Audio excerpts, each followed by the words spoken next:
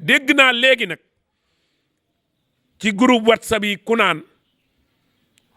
kilifa diine yi bakkanu Ousmane Sonko moo leen gënal bakkanu xalifa général yi yow mi ko wax nanu dem. waaye koo xam ne nag tekkiwul dara maamam tekkiwul dara ndeyam tekkiwul dara baayam tekkiwul dara su ngeen jógee bëgg a tëkkale sunu xalifa yi ñun bu ngeen amee problème régler leen ko ak ña ngeen ko amal te ngeen bàyyi sunu diine ji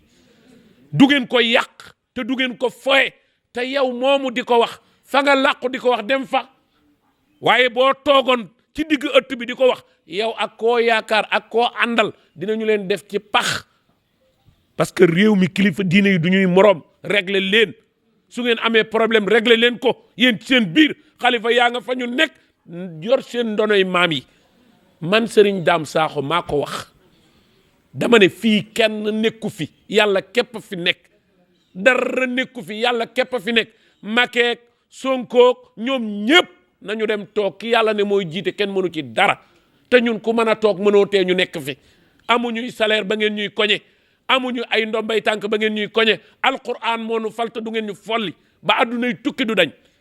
ñi ngi leen di wax nag lim leen jaral ba ngeen di xas kilifa yi dinañu jaral lu ëpp loolu ba ngeen bàyyi kilifa yi leneen lu ngeen waxante seen biir la miin ngeen ko xam ngeen ko sunu yoon nekku ci